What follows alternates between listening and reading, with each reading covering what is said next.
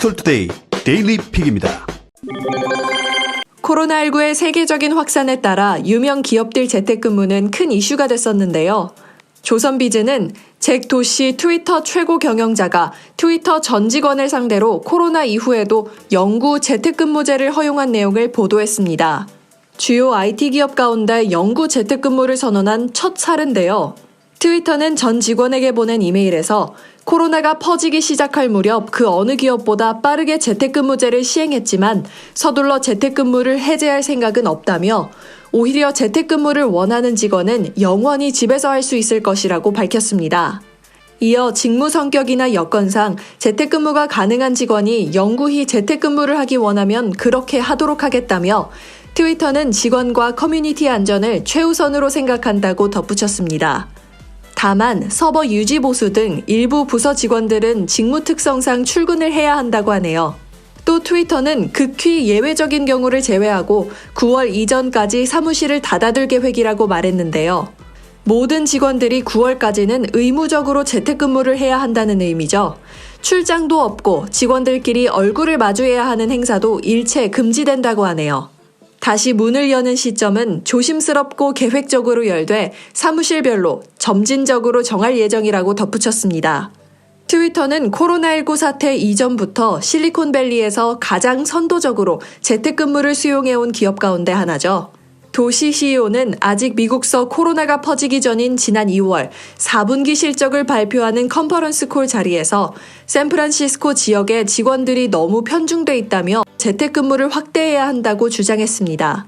3월에는 제니퍼 크리스티 트위터 인사총괄이 일하는 방식이 이전과는 같을 수 없다며 묵묵히 재택근무를 하는 사람들은 일을 해내는 방식을 찾을 것이고 관리자들도 기존과는 다른 관점으로 팀을 꾸리게 될 것이라는 글을 버즈피드에 올렸는데요. 실제로 미국에서는 코로나19 사태를 계기 삼아 IT 기업을 중심으로 재택근무가 서서히 New Normal, 즉 새 기준으로 자리 잡는 추세입니다. 육류식품을 대체하는 대체육은 꽤 오랜 시간 꾸준히 시도되어 온 식품 분야인데요. 최근에는 식감 등 품질이 상당한 수준까지 올라온 것으로 알려져 있죠. 조선일보는 미국의 대체육 제조기업 비욘드 미트는 지난 5일 1분기 매출이 작년보다 141% 증가했다고 보도했습니다. 시장 전망치를 웃도는 깜짝 실적인데요. 나스닥에 상장된 회사 주가도 올 들어 60% 가까이 올랐다고 하네요. 코로나 사태로 육류 공급에 차질이 빚자 대체육을 만드는 푸드테크 기업이 반사 이익을 거두고 있죠. 시장조사 업체 마켓츠앤마켓츠에 따르면 세계 대체육 시장은 현재 약 14조 8천억 원에서 2025년에는 약 34조 2천억 원까지 성장할 것으로 전망됩니다. 미국의 타이슨 푸드와 스미스필드 푸드, JBS 등 육류 가공업체 20여 곳이 코로나 여파로 공장문을 닫았는데요. 육류 공급망이 심각한 차질을 빚자 관련 기업들도 비상이 걸렸는데요.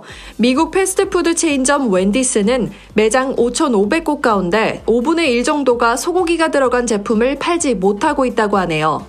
다른 패스트푸드 업체인 맥도날드와 버거킹도 육류 공급 상황을 주시하고 있습니다. 미국 농무부에 따르면 4월 마지막 주 미 전역 소고기 생산량은 지난해 같은 기간보다 25%, 돼지고기는 15% 감소했다고 하네요. 미 소매점의 신선육 가격은 8% 상승했습니다. 대체육은 크게 동물 세포를 배양해 만든 고기와 식물 성분을 사용한 고기로 나뉘는데요. 동물세포 배양 방식은 소나 돼지, 닭 등 동물의 근육 줄기세포를 배양해 사람이 먹을 수 있는 크기의 고기로 키우는데요. 향과 맛이 진짜 고기와 같지만 시간이 오래 걸리고 문제는 비싼 가격이죠. 반면 식물성분 대체육은 식물성 단백질을 이용하는데요. 시간과 비용은 덜 듭니다. 하지만 콩고기라고 불린 초기 대체육은 맛과 향, 식감이 실제 고기와 다르다는 평이 많았는데요. 식물세포는 동물세포와 달리 단단해 푸석한 식감이 느껴지기 때문입니다. 비욘드 미트, 임파서블 푸드 등 푸드테크 기업은 식물성 단백질로도 진짜 고기처럼 만드는 기술을 개발해 적용하고 있는데요. 4월 셋째 주 식물성 육류 판매는 전년 대비 200% 증가했습니다. 대체육 35종을 판매하는 토퍼키는 최근 12주 매출이 40% 늘었고 특히 식물성 햄 판매는 작년 동기 대비 631% 증가했습니다. 모닝스타도 3월 매출이 66% 늘었다고 전했습니다. 속칭 N번방으로 알려진 성착취물 유통 채팅에 텔레그램이 이용된 것으로 알려지고 있는데요. 원래 목적과 다르게 이용된 상황이지만 텔레그램 측은 여러 가지 이유로 적잖이 곤욕스러운 처지인 것 같습니다. 파이낸셜 뉴스는 최근 성착취물 제작 및 유통 경로인 N번방으로 곤욕을 치른 텔레그램이 자체 블록체인 프로젝트 톤 네트워크 출시를 전면 중단하겠다고 선언했다고 보도했습니다. 지난 2017년 처음 톤 네트워크와 자체 가상자산 그램 토큰 발행 계획을 발표한 텔레그램이 미국 금융당국과의 지속적인 마찰 끝에 프로젝트를 중단한 것으로 풀이됩니다. 파벨 두로프 텔레그램 대표는 톤은 무엇이고 왜 그것을 종료하나라는 공지를 통해 미국 증권거래위원회 SEC와의 규제 문제를 해결하지 못해 자체 블록체인 프로젝트를 공식 종료한다고 밝혔습니다. SEC는 지난해 10월 톤 네트워크가 출시되기 직전 텔레그램을 미국 증권법 위반으로 고소했었죠. 텔레그램이 지난 2018년 그램 토큰에 대한 17억 달러 규모 가상자산 공개 ICO를 진행한 데 따른 후속 조치였죠. 뉴욕 남부지방법원 역시 지난 3월 SEC가 텔레그램의 그램 토큰 판매를 미등록 증권 판매로 정의한 것을 인정한다며 4월로 예정됐던 그램 발행 계획을 철회하도록 명령했었죠. 당시 법원은 그램 토큰이 미국뿐만 아니라 전 세계 어디에서든지 유통돼선 안 된다고 판결했습니다.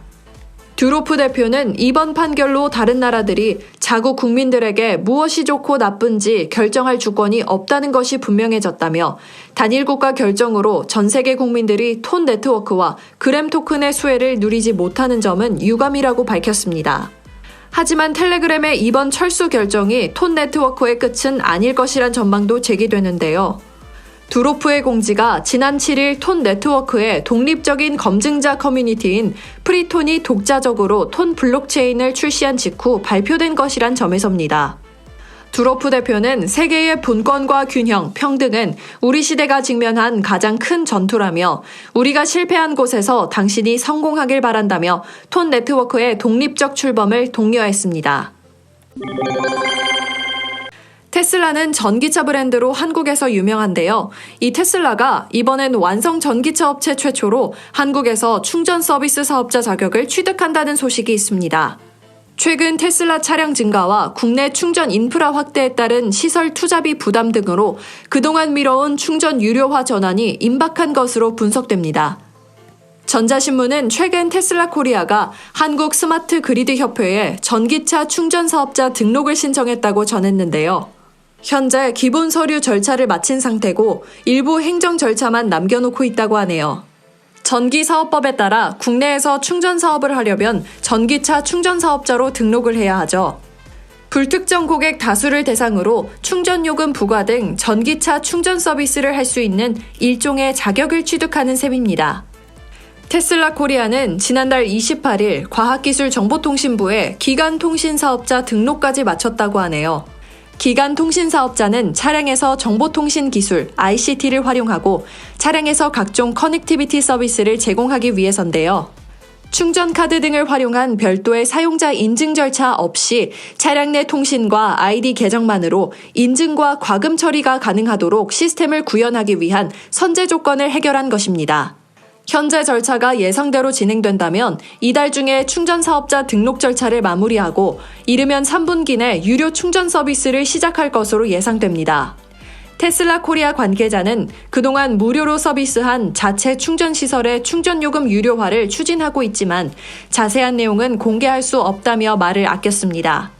다만 테슬라가 충전 서비스를 유료로 전환하더라도 애초 고객 약정대로 모델 S 고객에 한해 평생 무료 서비스는 계속될 것으로 전망됩니다. 테슬라는 2017년 한국에 진출한 이후 4년 동안 전국 32곳의 급속 충전소 슈퍼차저와 163곳의 완속 충전소인 데스티네이션 충전소 등 테슬라 고객 전용 충전소를 약 200개 설치하고 무료로 운영하고 있습니다. 대부분 대형 유통점, 백화점 등과 단연 임대 계약을 맺었고 모두 자체 장비로 설치했습니다. 업계 관계자는 테슬라의 슈퍼차저 등 충전요금 유료화는 미국에서도 그랬듯이 이미 예정된 일이라면서 최근 국내 테슬라 판매가 크게 늘어나는 상황에는 일정 정도 영향을 미칠 것이라고 예상했습니다.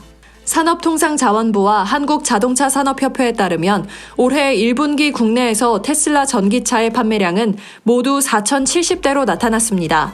이는 1분기 국내 전체 전기차 판매량의 46%에 해당합니다. 코로나19의 확산이 무서웠던 가장 큰 이유 중 하나가 확실한 치료제가 없다는 점이었는데요. 뉴스핌은 코로나19의 치료 효과가 확인된 길리어드 사이언스의 렘데시비르가 127개국에서 생산될 예정이라고 보도했습니다. 길리어드는 5개 제약회사와 라이선스 계약을 체결하고 저소득 국가를 중심으로 약품의 해외 생산을 허용했습니다.